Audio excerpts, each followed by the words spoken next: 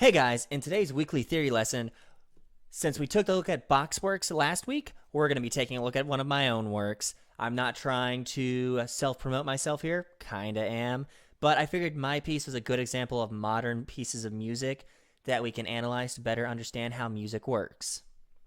And today we're going to be looking at my Fugue number 3 in C major. Also, if you want to go take a look in that description just like last week's video, there's going to be a link to the PDF of this piece so you can analyze before me and check your answers along with me. All right, here's my Fugue number 3 in C major. I actually took a look at this and I thought about it. We're only going to be going over the first page of this music because I haven't actually taught y'all how to understand why there's so many chromatics in the other pages. That's because of something called modulation, but right now I've just been calling it X chords. But in the future, I will actually post a full analysis of this entire piece of music. I promise it does all make sense when you analyze it, if you understand how modulation works in secondary dominants and secondary chords. So for today's sake, we're going to just go over the first page because that's going to be a lot easier. But I figure I'll let y'all listen to this piece in this video. I'll be posting a video of this score video of this piece later on, but I'll let you hear what the first page sounds like at least. And here's what it sounds like.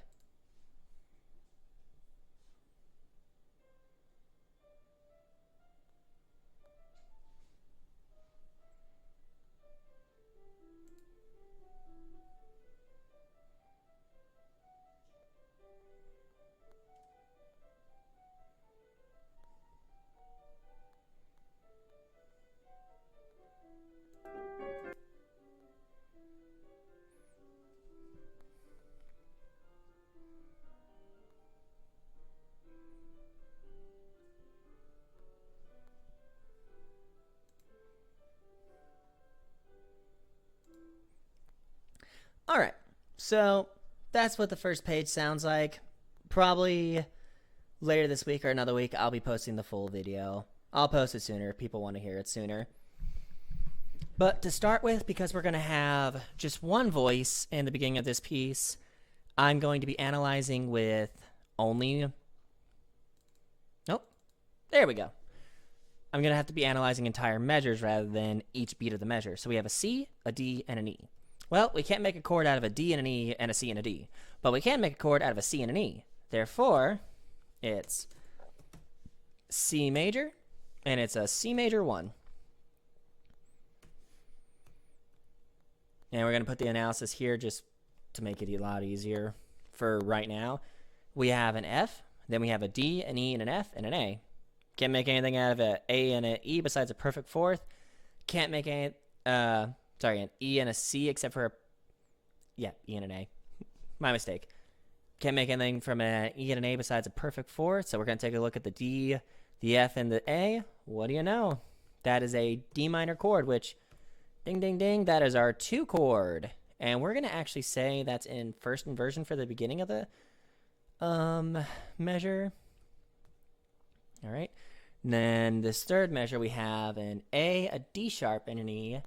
So the way I see this is actually a D sharp diminished chord. Whoops. D sharp diminished chord, which is an X chord in 6/4 position.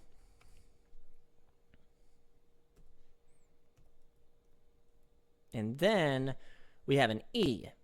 I actually see this E as an E minor or a C major.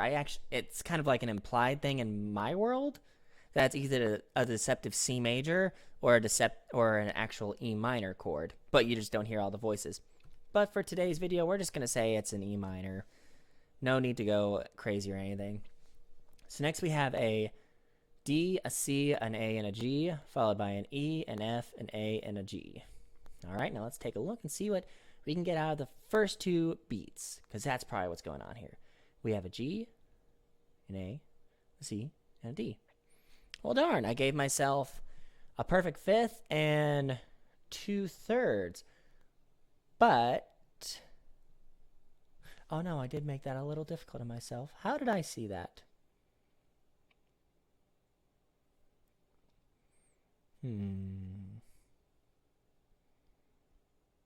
I would say that's probably an A minor chord followed by an E minor chord. Let's take a look at the whole measure together. That's probably what's really going on here. We have a D, an A, and an F sharp. We also have a C, a G, and an E. Boom. I would actually say this is more than likely a C major chord throughout the entire piece. Let's play through it real quick. Oh, whoops. Do, do, do, do.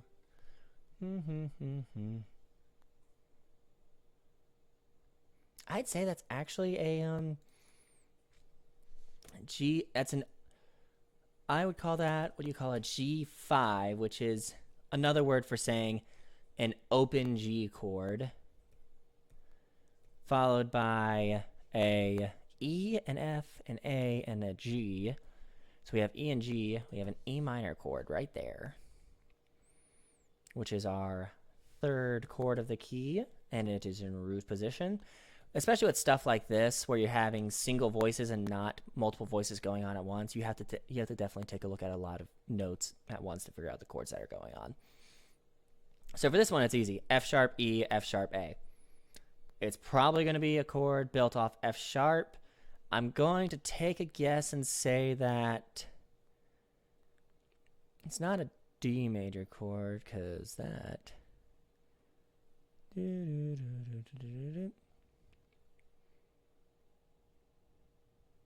All right. That is more than likely an F sharp. Whoops. F sharp minor chord, which is an X chord and does not normally happen in our key. Then we have a B, a C, a D.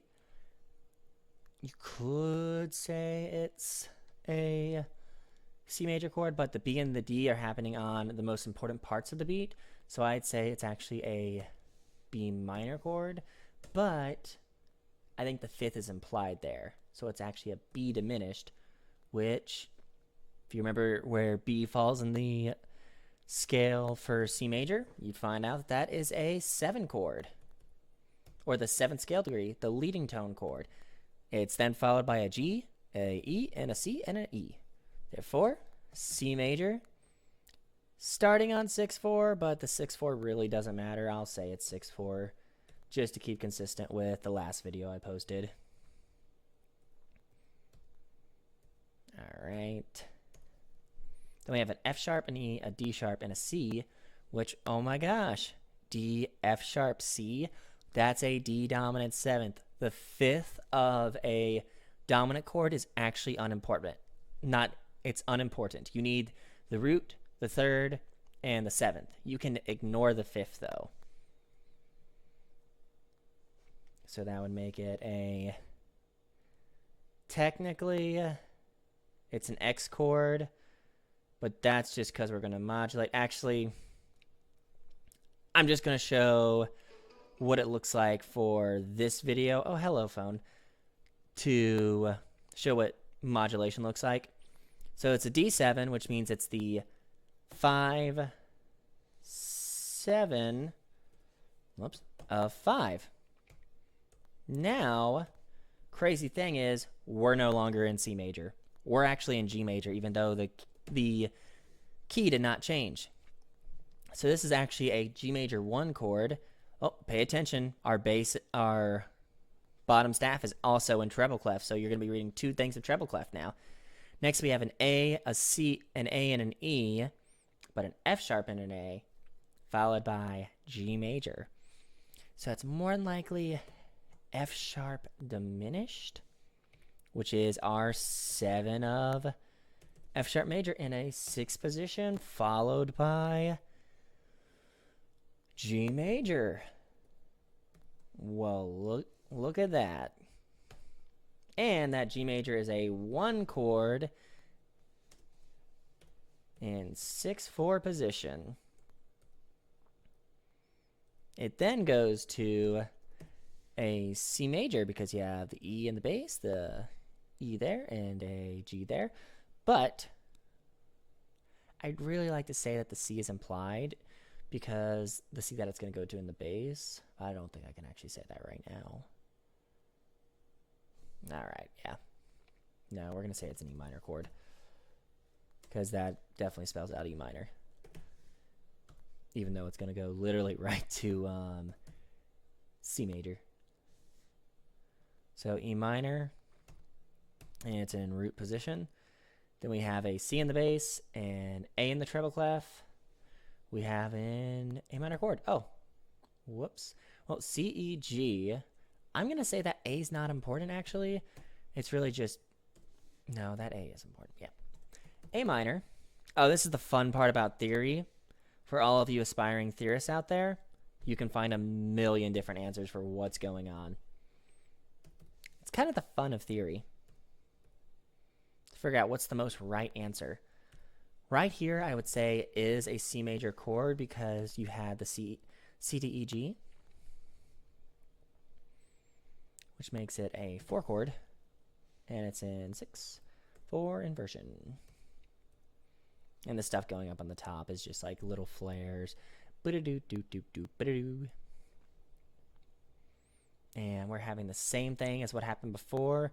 It's a C sharp diminished chord going on right now. C sharp,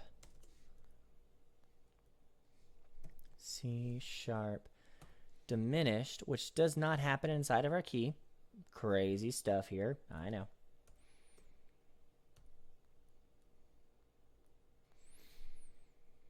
Yep. Followed by a deceptive D and G, which makes it G major.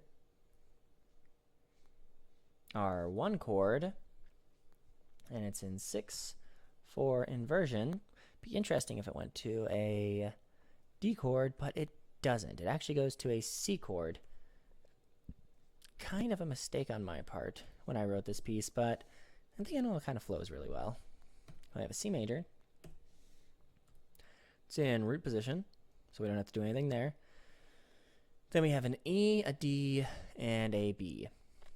I don't think there's really any chord there. If you want to analyze a chord there, feel totally free to do it. I think this piece I mainly tried to stick to 2 chords per measure, at least when there were 2 voices, and 2 chords per measure when there was 1 voice. Then when 3 voices come in, I think I start expanding to multiple chords per, or 4 chords per measure. So we have a C, an F sharp. Oh, I made a mistake earlier. I'm sorry about that. Whoops. Let's go back to here. See, you always catch yourself making small little mistakes. So let's delete this. I'm a pianist and I made this mistake. Oh no. Is that still a C major chord? Nope, that's an A minor. Oh. So let's get rid of that. That's still G major, yeah. That's C major, which is a 1 chord. Then we have A minor, which is a 6 chord. Whoops, didn't mean to hit the mic there. Then we have A sharp E, so it's actually an A sharp diminished chord. That's a lot different than what I had before. Still an X chord, and it's still in 6/4 as far as I'm concerned. But that makes more sense why it deceptively goes to G sharp, or G natural. Whoops. Yeah, that makes a lot more sense than what I was trying to tell you before. Okay, so then we have a E, a B, and a B. I don't think that matters. Then we have a C and an F sharp. Let's see if we see anything else. F sharp, C, A, F sharp diminished. I'd be willing to bet that. F sharp diminished. That is a 7 chord. And it is 6, 4. Oh, it's getting a little messy here. You know what? I'm going to actually switch.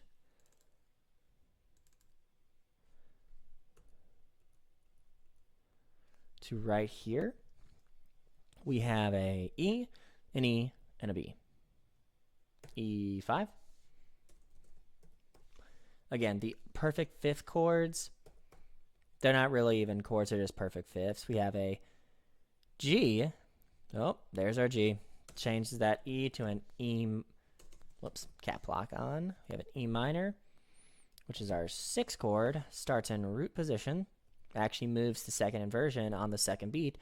Then it comes back. We then have a G and a D flat, which I would be willing to say is a G diminished chord. In diminished chords, you actually don't need a third. All you need is the root and the 5th. So that's an X chord.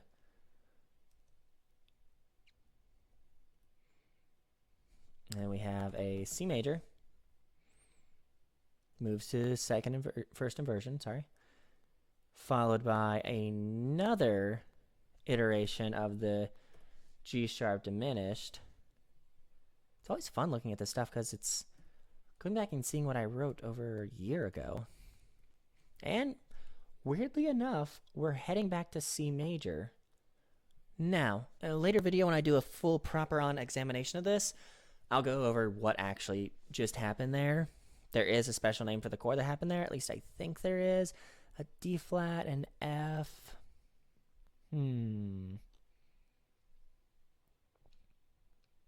Yeah, there's a G, B, D flat, F. If you actually ignore the 5th, it makes a G dominant 7. That was probably the idea I was going for, was using a G diminished 7 to actually resolve to a C. I like to think of having the D flat that falls. Funny though, the C is actually too high in the bass, but it still gets the point across. That is a C major. I'm tearing myself apart about this music. Funny. All right, still C major. Got a lot of C major going on here. D, D, B. B minor chord. Really should be a B diminished. So we're going to say it's a 7 chord and it's in first inversion. I'm going to keep making that mistake probably the whole video. I'm sorry. Oh, and by the way, the bottom staff has finally moved back into the bass clef. Oh, thank you so much. I was merciful to myself. So we have an E, a D, and a C. Can't make anything with that D, but we can make a C major chord. Oh my gosh, it's like we've moved back to C major. Crazy stuff here. All right, then we have a F sharp, F natural, F, F. It's some kind of F. Definitely an F.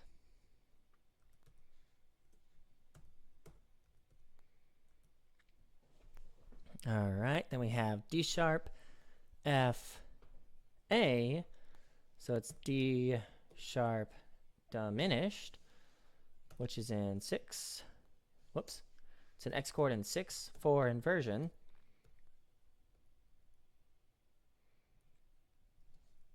And we then have a G, a D, and an A. G and a D. We actually have all perfect fifths. So I'm going to say it's actually just a G5. No, that's really just a D sharp. Sorry. Yeah, because that's actually a D sharp there. My mistake. So that is a D sharp diminished chord that's holding on. Oh, I'm messing up how to spell it. Keep hitting the wrong button. Whoops. This is a lot quicker to analyze on paper. I would recommend you actually analyze most of this music on paper. So this will be in 6/4 inversion. And let's see, is it deceptively resolved? Do I want it to? it did. It resolves to C major. It's crazy how how these chords resolve. Okay, so then we have a G. I'm really sorry about all the lines, by the way. I'm going to go back here and erase all this. Wait, whoop, whoop.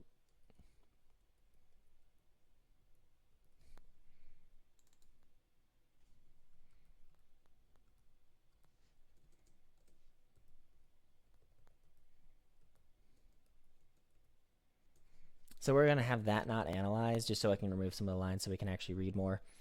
There we go. That's a lot better. Probably should have just analyzed it all in the bottom stave. That's my mistake. I'm sorry. So we have a G and a D. I'm going to say that's actually just a G major chord. I forgot, or I didn't forget. I intentionally did not put in the fifth in there. The fifth is really implied. So it's a 5 chord. It's in first position, root position, which is then followed by a D, D, and G sharp. Which, guess what? G sharp diminished. Hello, hello again. 6-4. Then have a F sharp and A. You know what? We can go back here. Say this whole thing is some weird X chord. Or we can say that G sharp is really just a chromatic passing tone going to the A in the soprano, which then would just make that a D major chord, which is also not in the key, but makes a little more sense, at least at first glance. Maybe I'll find out it was something else later on. So we have a B, a D, and an A. We have B minor, or B diminished, sorry, which is just the 7 chord. And I'm typing that out in the wrong spot. I don't really use the lyric tool for a reason. B diminished. That's the 7 chord.